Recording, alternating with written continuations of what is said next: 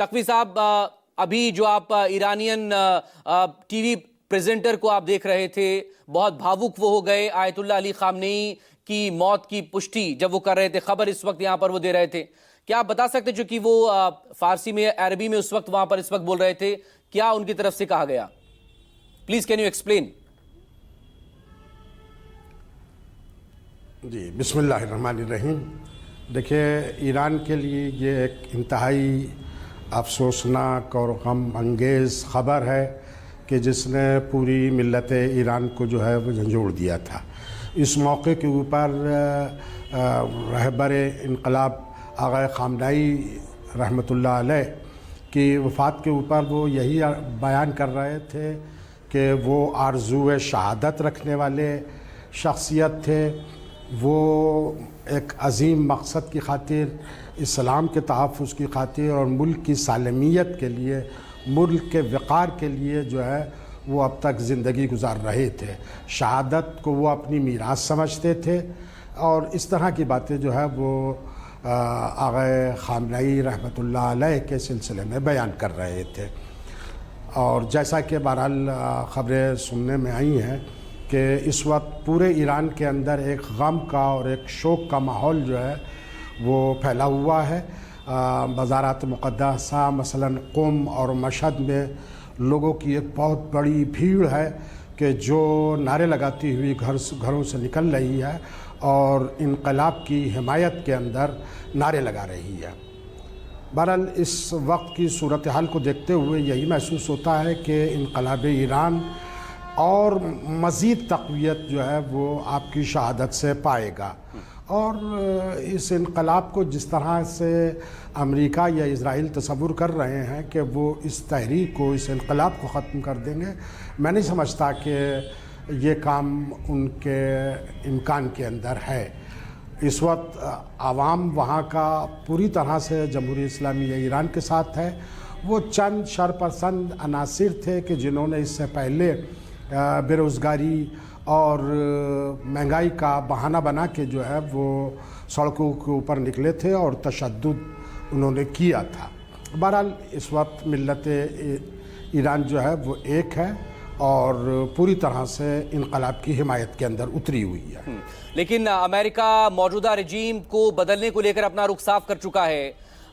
اس موجودہ وقت میں آپ کو کیا لگتا ہے کون سکسیسر ہو سکتا ہے آیت اللہ علی خامنئی کا؟ کیا ان کے بیٹے مجتبی خامنئی کے پاس ہی سپریم لیڈر کے طور پر کمان آئے گی؟ اور یہ کتنا مشکل دور ہے خود ایران کے لیے بھی، کیونکہ اس کے اندر ایک الگ فائٹ وہاں پر چل رہی ہے اور جنگ اس پر جو مسلط ہوئی ہے.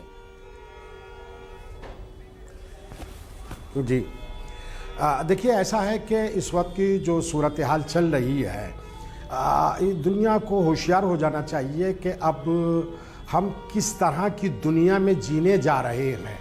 کسی بھی دیش کے راشٹرپتی کو اٹھا کے لے آیا جائے، کسی بھی ملک کے اوپر اس طرح سے حملہ کر کے اس کے خود مختاری کو جو ہے وہ چیلنج کر دیا جائے، اس طرح کی دنیا میں اب پوری دنیا کو جو ہے وہ جینا پڑے گا. اس وقت ضرورت اس بات کی ہے کہ ان رجحانات کی طرف، اس طرح کی کوششوں کی طرف یو این جو ہے وہ ایکٹیو ہو اور پوری دنیا کے ممالک سنجیدگی کے ساتھ جو ہے وہ سوچیں کہ کیا ہم ایسی دنیا کے اندر جینے کے لیے آمادہ ہیں؟ کیا اس دنیا میں رہنے کے لیے ہم باعزت اور اپنے وقار کے ساتھ اس دنیا کے اندر رہ سکتے ہیں کہ جس میں کسی ملک کی کوئی سالمیت، اس کا کوئی وقار، کوئی سورنٹی اور کوئی جو ہے وہ خود مختاری اس ملک کو حاصل نہ ہو؟ فیصلے جو ہے وہ 2 ملکوں یا 3 ملکوں یا چند ملکوں کے ہاتھوں میں ہوں اور وہی پوری دنیا کو اپنے اشاروں کے اوپر نچائیں. کیا دنیا اس بات کے لیے تیار ہے؟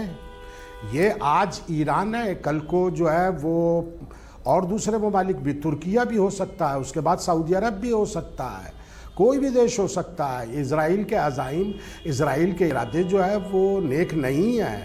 یہ ایک ایک کر کے سب کا نمبر آئے گا اور اس طرح سے دنیا کے امن و سلامتی کو برباد کرنے کی کوشش کے خلاف جو ہے وہ اس وقت جو ہے ہر سنجیدہ آدمی کو جو ہے وہ آگے آنا چاہیے اور ان رجحانات کی مذمت کرنی چاہیے.